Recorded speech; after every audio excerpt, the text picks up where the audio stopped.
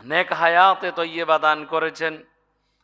আল্লাহর ঘর মসজিদে আসার এবং বসার তৌফিক দান করেছেন। এজন্য সেই মনিবের দরবারে কালিমাতুশ শুকর আদায় করে সমৎসরে পড়ি আলহামদুলিল্লাহ। আমরা দুরুদ এবং সালাম পেশ করছি প্রিয় রাসূল ইমামুল আম্বিয়া ইমামুল মালাইকা হযরত মুহাম্মদুর রাসূলুল্লাহ। সম্মানিত উপস্থিতি, সম্মানিত দিনদার ইমানদার মুরব্বিয়ান মুহিব্বিয়ান, আজ ইংরেজি 2024 খ্রিস্টাব্দের একেবারে সর্বশেষ মাস ডিসেম্বর মাসের 13 তারিখ, বাংলা 1431 বঙ্গাব্দের 28 অগ্রহায়ণ, আরবি 1446 হিজরির 10 জমাদিউস সানি। আজকের জুমার খুতবা পবিত্র জমাদিউস সানি মাসের দ্বিতীয় খুতবা তথা দ্বিতীয় জুমা। আজকের জুমার আলোচ্য বিষয় যেটি আজকের খুতবায় বড় সুন্দরভাবে আলোচনায় এসেছে, খুতবাতুস সালিহিয়ার মধ্যে বিষয়বস্তুটি হল রাসূলের শান, বিশ্ব নবীজির শান এবং মান মর্যাদা। আমরা সবাই আমাদের প্রিয় নবী প্রিয় রাসূলকে পেয়ে খুশি না বেজা? আরো জোরে কন্যা, খুশি না বেজা? খুশি কেন হবেন না? যে রাসূলের উম্মত হওয়ার জন্য, যে নবীর উম্মত হওয়ার জন্য অন্যান্য নবীদের আকাঙ্ক্ষা ছিল, কি বলেন ঠিক কিনা? ওই নবীর উম্মত হতে পেরে আমাদের মতো সৌভাগ্যবান উম্মত, এই তামাম পৃথিবীর মধ্যে যত নবী আসছে, যত উম্মত আসছে, আমাদের মতো এইরকম সৌভাগ্য আর কারো হয়? আমার প্রিয় উপস্থিতি, আমার রাসূল আল্লাহ তাআলার কাছে এতটাই সম্মানিত, বিশ্বনবী সাল্লাল্লাহু আলাইহি ওয়াসাল্লাম, আমার আপনার কলিজার টুকরা নবী মুহাম্মদুর রাসূলুল্লাহ সাল্লাল্লাহু আলাইহি ওয়াসাল্লাম, যার নামটা এত সুন্দর, যার নামের অর্থই হলো প্রশংসিত। সুবহানাল্লাহ। এত সুন্দর একটা নাম, যেই নামের অর্থই হলো প্রশংসিত, বিশ্বনবীকে আল্লাহ তাআলা এত সম্মান, এত মান, এত মর্যাদা দিয়েছেন, এত সম্মান দিয়েছেন, এত মান দিয়েছেন। আল্লাহ তাআলা যেই নবীকে দুনিয়ার মানুষ যদি কোনো কষ্ট দেন, নবী নিজের মুখে তার জবাব দেওয়া লাগে না। নবী নিজের মুখে কাউকে কোনোদিন একটু কটু কথাও বলেন নাই। যেই কথা বললে মক্কার, মদিনার, তায়েফের লোকদের মনে কষ্ট যাবে, নবীজি এইরকম কোনো কথাও বলেন নাই। যুদ্ধের ময়দানে বিশ্বনবী সাল্লাল্লাহু আলাইহি ওয়াসাল্লাম নিজে কখনো আগে যুদ্ধ শুরু করেন নাই। কাফেররা যুদ্ধ শুরু করত, তারপরে যুদ্ধ চলতো, মুসলমানরা সেটা প্রতিহত করত। কি বলেন ঠিক কিনা? মুসলমান কখনো আগে আঘাত করে না, আঘাত করলে মুসলমান প্রতিহত করতে জানে, ঠিক কিনা? আঘাতের বদলা নেয় না, সেটা প্রতিহত করে। এই জন্য নবীজি এত শান, এত মান, এত মর্যাদা। ওই নবীকে যদি কেউ গালি দেয়, নবীর বিরুদ্ধে যদি কেউ কথা বলে, আল্লাহ তাআলা তিনি নিজে ডাইরেক্ট জবাব দেন। কে জবাব দেয়? আরো জোরে কন্যা, কে? আল্লাহ রাব্বুল আলামিন তিনি নিজেই জবাব দেন, তিনি নিজেই জবাব দিয়া দেন। মক্কার লোকদের কাছে ঘোষণা দিয়া দেন, ও মক্কার লোকেরা, মা ইয়ানতিকু আনিল হাওয়া ইন হুয়া ইল্লা ওয়াহিয়ুন ইউহা। মক্কার লোকেরা যখন গালিগালাজ করতে লাগলো, নবীকে পাগল বলে সম্বোধন করত, বলতো মুহাম্মদ নিজে নিজে বানায় বানায় কথা বলে। জিব্রাইল নামক একটা কাফেররা বলতো নাউজুবিল্লাহ, বলতো মুহাম্মদের কাছে একটা শয়তান আসে, জোরে কন্যা নাউজুবিল্লাহ। ওই শয়তানটা আসে মুহাম্মদের কাছে, আসে কি যেন বলে যায়। মুহাম্মদ সেটা বলে। আল্লাহ রাব্বুল আলামিন যখন এই নবীকে এইসব কথা বলতেন, আল্লাহ তাআলা নিজেই জবাব দিয়া দিতেন, ও মক্কার লোকেরা, ও দুনিয়ার লোকেরা, শুনে রাখো, আমার নবী কোনো কথা নিজের থেকে বলে না। আমার নবী যত কথা বলে, কথাগুলো আমি আল্লাহর কথা। আরো জোরে কন্যা, কথাগুলো কার? আল্লাহ রাব্বুল আলামিনের কথা। নবীজি কোনো বানায় কোনো কথা বলেন না। নবীজি যা কথা বলেন সব কথা হলো আল্লাহর। বিশ্বনবী সাল্লাল্লাহু আলাইহি সাল্লামের কাছে যখন ওহির দাওয়াত এলো, বিশ্বনবীকে বলা হলো, নবী আপনি এবার আপনার পরিবার পরিজনদেরকে সতর্ক করেন। ওয়া আনযির আশীরাতাকাল আকরাবিন। নবীর কাছে ওহির সংবাদ চলে এলো, ও নবী আপনি আপনার পরিবার পরিজনদের কাছে সতর্কতা করেন, তাদেরকে ভয় দেখান, ভয়ভীতি দেখান। বিশ্বনবী আবার পরিবারের কাছে দাওয়াত দিবে। কিভাবে দাওয়াত দিবে? বিশ্বনবী আগে তার ফুফুদেরকে দাওয়াত দিলেন। কাদেরকে দাওয়াত দিলেন? দেখবেন ফুফুদের সাথে ভাইয়ের ছেলেদের সাথে আলাদা একটা সম্পর্ক আছে না নাই? আছে না? ফুফুদের একটা ভালোবাসা, নিজের আপন ভাইয়ের ছেলেদের প্রতি একটা ভালোবাসা আছে না? ভাইয়ের ছেলে ভাই বুতের সাথে একটা ভালোবাসা আছে। বিশ্বনবী তার সমস্ত ফুফুদেরকে, পরিবারের যত ফুফুরা আছে তাদের সাথে আলোচনা করলেন, ও ফুফু আমার কাছে দাওয়াত আসছে, আমি আল্লাহ তাআলার প্রেরিত পয়গম্বর বিশ্বনবী, সর্বশেষ নবী মুহাম্মদুর রাসূলুল্লাহ, আমি এখন সবার কাছে দাওয়াত দিতে চাই, আপনারা কি বলেন? ফুফুদের সাথে আলোচনা করার পর ফুফুরা সম্মতি দিল, তুমি তাহলে সবাইকে দাওয়াত দাও, সবাইকে নিয়ে একটা কনফারেন্স করো। নবীজির চাচা, নিজের দাদার যেই 11টা সন্তান ছিল, সবাইকে একসাথে দাওয়াত করলেন। আবু লাহাব আসলো, আব্দুল মুত্তালিবের যত সন্তান ছিল সবাই আসলো, অন্যান্য চাচারাও আসলো, আবু জাহেল, উতবা, সাহেবা সবাই আসলো। বিশ্ব নবীজির দাওয়াতে যখন আসলো, নবীজি যখন এই দাওয়াতটা দিতে লাগলেন, সর্বপ্রথম বিরোধিতা করলেন নবীজির চাচা আবু লাহাব। কে বিরোধিতা করছে? আরো জোরে কন্যা, কে? আবু লাহাব। আবু লাহাব বিরোধিতা করল। পরিবারের মধ্যে সে কনফারেন্সটা ভেঙে দিল। এবার কয়েকদিন পর নবীজি আবার দাওয়াত দিতে লাগলেন। বিশ্ব নবীজি আবার দাওয়াত দিলেন। দাওয়াত দেওয়ার জন্য এবার পাহাড়ের চূড়ায় উঠলেন। পাহাড়ের চূড়ায় উঠতম। এখনকার সমাজে আমরা যেইভাবে মাহফিলগুলো করি, ওই সময় এরকম মাহফিল ছিল না। বিশ্ব নবীজি কোনো পয়গাম দিতে হলে, আরবের লোকদের একটা সিস্টেম ছিল, কোনো কথা বলতে হলে, দাওয়াত দিতে হলে পাহাড়ের উপরে একটা লাল কাপড় টানাতো। লাল কাপড় টানাতো, মানুষ বুঝতাম আজকে কোনো গুরুত্বপূর্ণ খবর আছে, আজকে কোনো গুরুত্বপূর্ণ খবর অবশ্যই আছে। সবাই সমবেত হতো। বিশ্ব নবীজি এবার পাহাড়ের চূড়ায় এসে বলল, ও মক্কার লোকেরা, ও মক্কার লোকেরা, শুনো, কুলু লা ইলাহা ইল্লাল্লাহ, তোমরা সবাই বলো লা ইলাহা ইল্লাল্লাহ, আল্লাহ ছাড়া কোনো মাবুদ নাই। সবাই নিরিবিলি কথাগুলা শুনতে লাগলো। সবাই কথাগুলা শুনতে লাগলো।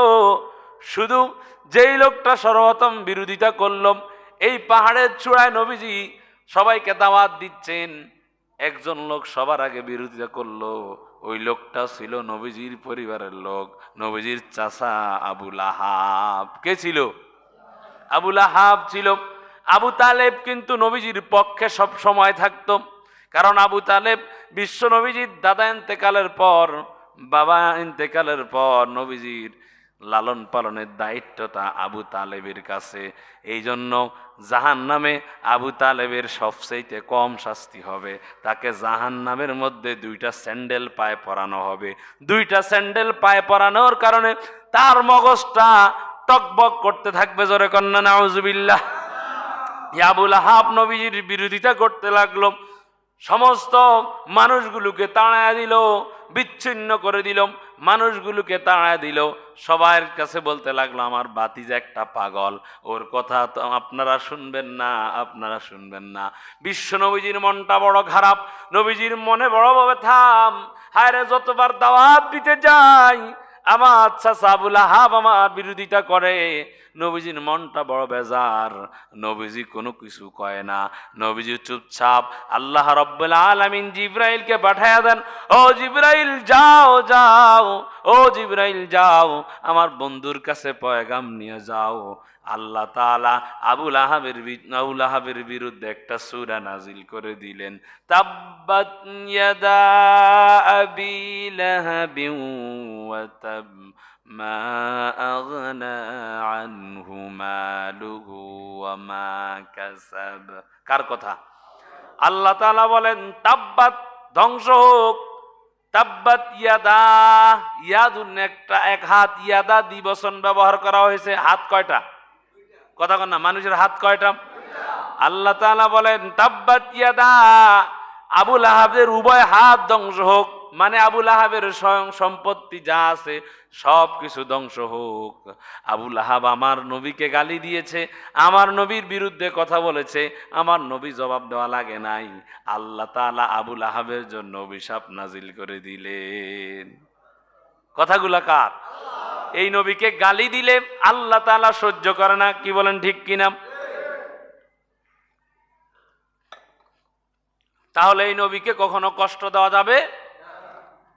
এরপরে শুনুন আরো একটা সূরার ঘটনা। বিশ্বনবী সাল্লাল্লাহু আলাইহি সাল্লামের জীবদ্দশায় 3 জন পুত্র সন্তান, 4 জন কন্যা সন্তান ছিল। 4 জন কন্যা সন্তান বেঁচে ছিল, 3 জন পুত্র সন্তান।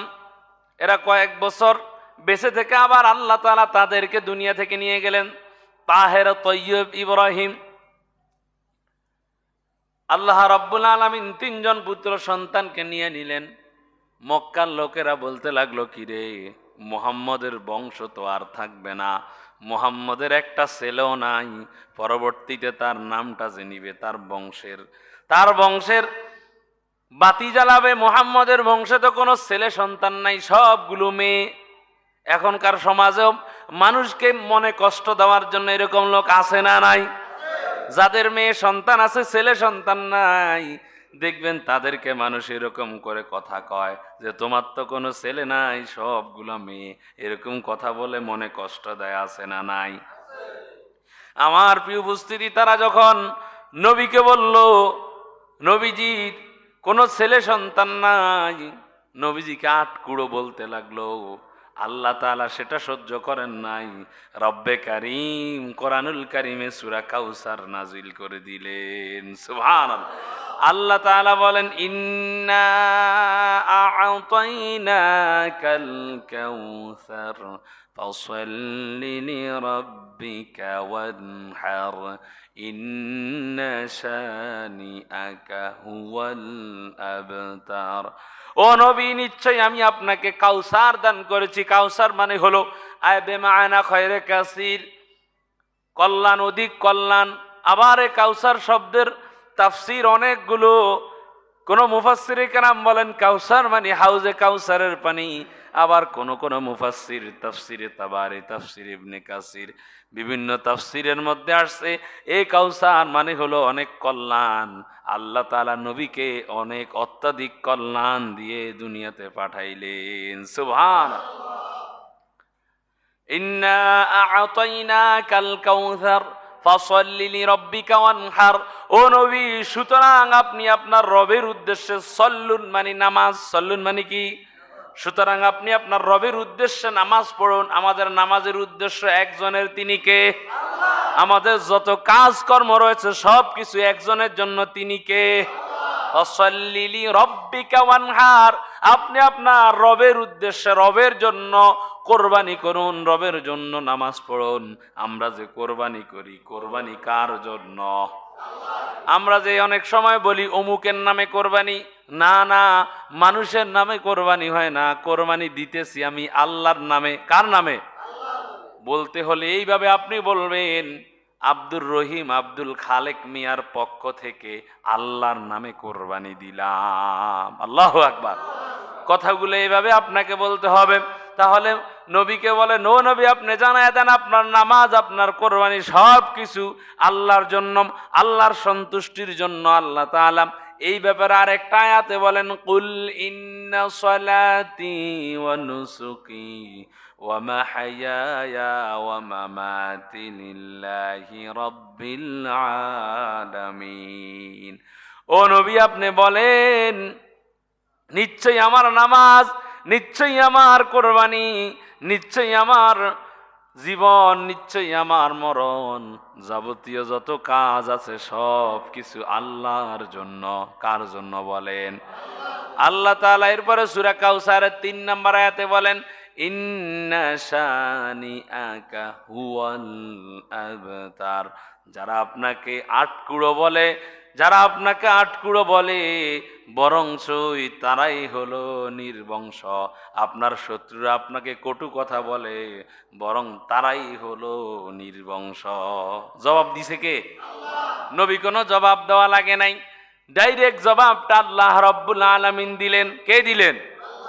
সর্বশেষ একবার ওয়ালিদ ইবনে মুগীরা বিশ্ব নবীজির একটা কনফারেন্সে উপস্থিত হলেন। বিশ্ব নবীজিকে পাগল বলে সম্বোধন করলেন, গালি দিলেন। আল্লাহ রাব্বুল আলামিন সেটা সহ্য করে নাই, আল্লাহ তাআলা সেটা সহ্য করে নাই। আল্লাহ তাআলা ওয়ালিদ ইবনে মুগীরার নামে 10টা বদনাম কইছে। কয়টা? আরো জোরে কর না, কত? 10টা বদনাম বলল। 9টা স্বাভাবিকভাবে ওয়ালিদ ইবনে মুগীরার সাথে মিলে গেল, 9টা মিলে গেল। 10 নাম্বারটা ওই ছেলেটা মিলাতে পারে না। সে চিন্তা করতেছে, এই 10 নাম্বারে যেটা বলছে এটা তো আমি জানি না, এটা জানে আমার মা। আল্লাহ তাআলা তার ব্যাপারে বলেন, উতুল্লিম বা'দা যালিকা জানিম। ও নবী, যে আপনাকে পাগল বলে সম্বোধন করে, গালিগালাজ করলো, তার জন্মের ঠিক নাই। কে কইছে? আল্লাহ তাআলা জানে কি জানে না?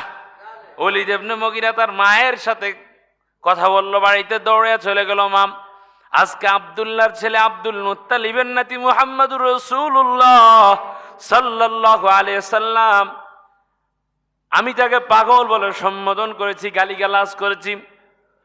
ওই মুহাম্মদ সাল্লাল্লাহু আলাইহি সাল্লাম নিজে কোনো কথা বলেন নাই, তার আল্লাহ আমার বিরুদ্ধে 10টা বদনাম কইছে। কয়টা? 10টার 9টা আমার ভিতরে আছে, আমার খাসিয়তে আছে। 10টার 9টা আমার ভিতরে মিলে গেছে, তবে একটা আমি মিলাতে পারি না। আমার বিরুদ্ধে সে বলেছে আমার নাকি জন্মের ঠিক নাই। ও মা, আপনি আজকে সত্য কথা বলেন, কথাটা সঠিক কিনা? মা বলতে লাগলেন, বাবারে, আব্দুল্লাহ ছেলে মুহাম্মদ কখনো মিথ্যা কথা বলে নাই, যত কথা বলে সব কথা সত্য। আল্লাহু আকবার। ওই মুহাম্মদ সাল্লাল্লাহু আলাইহি সাল্লাম যত কথাই বলেছে সব সত্য। আসলে তোর বাবার সাথে আমার বিয়ে হয়েছে, তোর বাবার পুরুষত্ব ছিল না, পুরুষত্ব শক্তি ছিল না। আমি তোদের বাড়ির রাখালের সাথে অবৈধ সম্পর্কে লিপ্ত হয়েছি, লিপ্ত হওয়ার কারণে তোর জন্ম হয়েছে। জোরে কন্না নাউজুবিল্লাহ। সত্যতা প্রচার করে দিলেন কে? আজও যারা বিশ্ব নবীর বিরুদ্ধে গালি দেয়, আজকে ভারতের লোকেরা বাংলাদেশের মুসলমানদের বিরুদ্ধে লেগে পড়েছে, মুসলমানদের মসজিদগুলো ভাঙতেছে, বিশ্ব নবীর বিরুদ্ধে গালি দিচ্ছে।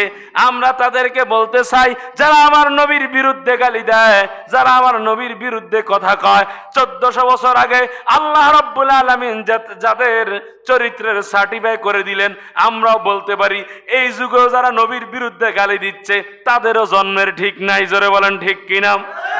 তাদেরও জন্মের ঠিক নাই। কারণ আমার আল্লাহ তাআলা আমার রাসূলকে রাহমাতাল লিল আলামিন হিসেবে পাঠালেন। ওমা আরসালনাকা ইল্লা রাহমাতাল লিল আলামিন।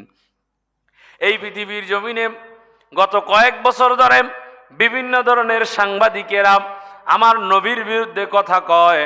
ওই যে কিছুদিন আগে একটা মারা গেল তসলিমা নাসরিন, নাম শুনছেন আপনারা? বিশ্ব নবীজির চরিত্র নিয়েও কথা বলতো, বিবাহ নিয়েও কথা বলতো। এদের কারো জন্মের ঠিক নাই, এদের মৃত্যুটাও ভালো অবস্থায় হয় না, ঠিক কিনা? এই রকম যারা আমার নবীর বিরুদ্ধে কথা কয় তাদের জন্য দুনিয়াতেও শাস্তি, পরকালেও শাস্তি আছে না নাই? আমার রসুলকে আল্লাহ তাআলা রহমত হিসাবে পাঠালেন, যেই রসুলের চরিত্রের মধ্যে কোনো ভুল নাই, যেই চরিত্র আমাদের জন্য অনুসরণ করার কথা বলেছেন কে? এই জন্য ওই রসুলকে অনুসরণ করার দরকার আছে না নাই? আল্লাহ তাআলা বলেন, কুল ইন কুনতুম তুহিব্বুনাল্লাহা ফাত্তাবিউনি ইউহিব্বুকুমুল্লাহ। আল্লাহ রাব্বুল আলামিন বলেন, ও নবী আপনি জানায় দেন, তারা যদি আমি আল্লাহকে ভালোবাসতে চায়, কাকে ভালোবাসতে চায়? তারা যদি আমি আল্লাহকে ভালোবাসতে চায়, তারা যেন আপনি রসুলের, আপনি নবীর অনুসরণ করে। কি করে? অনুসরণ করে। ফাত্তাবিউনি, তাবাইন, তাবউন শব্দের অর্থ অনুসরণ। অনুসরণ কাকে বলে? অনুসরণ হলো ওটা নবীজি যেইভাবে চলেছেন। নবীজি ধরেন না, উদাহরণ বশত বলি, আপনি যদি বলেন আপনি আমার অনুসরণ করবেন, কেউ কথার ছোট এভাবে বলে যে ওই লোকটার অনুসরণ করে করে তার পিছনে গেল, ওই লোকটা যেইভাবে হেঁটে হেঁটে যেই দিকে গেছে লোকটাও তো ওই দিকে গেছে, ঠিক কিনা? অনুসরণ তো এইরকমই। আরেকজনকে যদি আপনি ফলো করেন, ওই লোকটা যেই রাস্তায় গেছে আপনি তো ওই রাস্তায় যাবেন, ঠিক না ভাই? ঠিক। আচ্ছা, পুলিশ যখন কোনো অপরাধীকে ধরতে যায়, অপরাধীকে সে নজর দেয় এই অপরাধী কোন দিকে যায়, কোন চিপায় যায়, কোন জায়গায় যায়, ঢাকার শহরের কোন অলিতে গলিতে যায়, পুলিশের নজরটা কিন্তু ওই দিকে থাকে, মানে তাকে অনুসরণ করতে থাকে, কোন দিকে যায় তাকে ধরবে। ঠিক নবীকে যদি আপনি অনুসরণ করতেই হয়, নবীর সুন্নতকে অনুসরণ করার দরকার আছে না নাই? নবীর সুন্নতকে অনুসরণ করবেন। নবী কিভাবে নামাজ পড়েছেন নামাজটা ওইভাবে পড়বেন। নবী কিভাবে রোজা রেখেছেন ওইভাবে রোজা রাখবেন। নবী যেভাবে সমস্ত কাজগুলো করেছেন, রাষ্ট্র কিভাবে চালিয়েছেন সেটা অনুসরণ করবেন। সমাজ কিভাবে চালালেন সেটা অনুসরণ করবেন। পরিবার কিভাবে চালালেন সেটা অনুসরণ করবেন। যদি এই কাজগুলো আপনি করেন তাহলে আপনি হয়ে যাবেন একজন সঠিক আহলে সুন্নাত ওয়াল জামাতের লোক হয়ে যাবেন। সুবহানাল্লাহ। আহলে সুন্নাত ওয়াল জামাতের লোক কিন্তু আমরা সবাই, যদিও কেউ কেউ নিজেদেরকে এটা দাবি করে আর আমরা ওদেরকে তহমত দেই না। মূলত এই মিল্লাতে আমরা যারা আছি আমরা সবাই আহলে সুন্নাত ওয়াল জামাত। আমরা যারা সুন্নতকে অনুসরণ করি এই আকীদায় আমরা বিশ্বাসী। কি বলেন, ঠিক কিনা? আল্লাহ তাআলা আমাদেরকে বুঝার তৌফিক দান করুক। জোরে বলেন আমিন। আমার প্রিয় উপস্থিতি, একটা প্রশ্ন এসেছে, প্রশ্নটার উত্তর দিয়ে শেষ করছি। আসসালামু আলাইকুম। ওয়ালাইকুম আসসালাম। আমার যদি ফজরের নামাজ কাজা হয়ে যায় তাহলে আমি কিভাবে পড়ব? যদি আমার পূর্বের ফজরের কাজা নামাজ কিভাবে পড়ব? আমাদের রাসূল সাল্লাল্লাহু আলাইহি ওয়াসাল্লাম তো ছেলে নাই, ওনার বংশ এখনো কি আছে? দেখা যায় এখনো আওলাদে রাসূল আছে। দুইটা প্রশ্ন দিলেন। ফজরের নামাজ যদি কারো কাজা হয়ে যায়, একটা সুন্দর প্রশ্ন, তাহলে কাজা নামাজটা কিভাবে পড়বেন? ফজরের নামাজ হলো 4 রাকাত। জোরে কোন, কয় রাকাত? 4 রাকাত। সুন্নাত 2 রাকাত, ফরজ 2 রাকাত। এখন আপনি যদি দ্বিপ্রহরের আগে পড়েন, দ্বিপ্রহর কখন? এটা ক্যালেন্ডারে আছে, চিরস্থায়ী ক্যালেন্ডার। আগে পড়লে সুন্নত সহ কাজা করতে হবে। কথা বুঝা গেছে? কথা বুঝছেন? আর যদি আপনি এটা জোহরের সময় পড়েন, জোহরের নামাজের সময় হয়ে গেছে, এখন নামাজের আগে যদি পড়েন তাহলে শুধু ফরজটা কাজা করলেই চলবে। যদি আপনি ঘুম থেকে উঠছেন, উঠে দেখেন সূর্য উঠে গেছে, এখন উঠেই আপনি নামাজ পড়বেন, কয় রাকাত পড়বেন? কথা বুঝা গেছে? আর আপনি মনে নাই, মনে ছিল না, জোহরের নামাজ পড়তে আইছেন, হঠাৎ মনে হয়েছে রে আমি তো ফজরের নামাজ পড়ি নাই, তাহলে ওই সময় শুধু ফরজটাই কাজা করবেন। কথা বুঝা গেছে? আচ্ছা, আর যদি পূর্বের ফজরের নামাজ কাজা কিভাবে পড়বো? একই প্রশ্ন বারবার লেখছে। আর নামাজের কাজার হিসাব তো আমরা এমনি অন্যভাবে জানি। কারো যদি 6 ওয়াক্তের বেশি কাজা হয়, কয় ওয়াক্ত? মনে রাখবেন, কারো যদি কোথাও সফরে গেলে 6 ওয়াক্তের বেশি কাজা হয়, তাহলে একসাথে সব কাজা নামাজ পড়তে হবে একসাথে। আপনি ধরেন এই যে জোহরের নামাজ পড়বেন, জোহরের নামাজের আগে আপনার 6 ওয়াক্ত কাজা হয়েছে, 6 ওয়াক্ত কাজা ফরজ শেষ করে জোহর পড়বেন। আর যদি দেখেন 6 ওয়াক্তের কম কাজা হয়েছে, তাহলে প্রত্যেক ওয়াক্তের আগে আগেরটা কাজা করে নিতে হবে। জোহর কাজা হয়েছে, আসরে জামাতের আগে, আপনি জামাতে আগে ধরবেন না, আগে কাজা নামাজ পড়ে নেবেন। কথা বোঝা গেছে?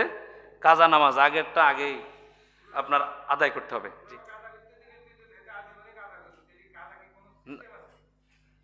এটা তো বিপদে পড়ে। আর যদি কেউ নিয়মিতই কাজা করে, নিয়মিত কাজা করলে তো তার অপরাধ। 2,88,00,000 বছর তো তাকে এক ওয়াক্ত নামাজ যদি ইচ্ছাকৃত কাজা করে, তাকে এই পরিমাণ আগুনে জ্বলতে হবে। জোরে কন্যা নাউজুবিল্লাহ। ইচ্ছাকৃত কাজা করা যাবে না। বিপদে পড়ছেন, অসুস্থ হয়েছেন, সেটা ভিন্ন জিনিস। আচ্ছা, তারপরে আওলাদে রাসূল নিয়ে কথা হলো যে এই পৃথিবীতে রাসূল সাল্লাল্লাহু আলাইহি সাল্লামের, যে একটু আগে বয়ানে বললাম 3জন ছেলে সন্তান ছিল, তারা সবাই চলে গেছেন। তবে রাসূল সাল্লাল্লাহু আলাইহি সাল্লামের আওরাত বলে ঘোষণা দিয়েছেন হাসান এবং হোসাইনকে। হোসাইন মিন্নি আনা হুসাইন। নবীজি এইভাবে হাদিস শরীফে অনেকগুলো হাদিসে বলে গেছেন নবীজির নাতিদেরকে নিয়ে। এখন কারবালার ময়দানে জয়নাল আবদিন নামে একজন সন্তান ছিল, ওনার বংশধর থেকেই কিয়ামতের আগ পর্যন্ত রাসূল সাল্লাল্লাহু আলাইহি সাল্লামের বংশধর থাকবে, এবং ওই বংশধরের মাধ্যমেই ইমাম মাহদী আলাইহিস সালাম আসবে। তাহলে এটা নিঃসন্দেহে যে সত্য যে রাসূলের বংশ এখন পর্যন্ত আছে। কথা বুঝছেন? কারণ ইমাম মাহদী আলাইহিস সালাম যেই বংশ থেকে আসবেন, সারা পৃথিবীটাকে শাসন করবেন, আসবেন এক কালেমার দাওয়াত নিয়ে আসবেন, এই কোরআনের আইনে পুরা পৃথিবী চলবে, সারা জাহান চলবে, মুসলমানদের হাতে ক্ষমতা চলে আসবে। ওই ইমাম মাহদী যেই বংশে আসবেন, উনি রাসূল সাল্লাল্লাহু আলাইহি সাল্লামের বংশে, অর্থাৎ ওই জয়নাল আবদিনের বংশে আস্তে আস্তে এভাবে ধারাবাহিকতা অব্যাহত থাকবে। কথা বোঝা গেছে? আল্লাহ তাআলা আমাদেরকে বোঝার তৌফিক দান করুক, আমিন। জি, আলীর বংশধর না, রাসূল সাল্লাল্লাহু আলাইহি সাল্লাম ওনাদেরকে নিজের বংশধর বলে ঘোষণা করছেন।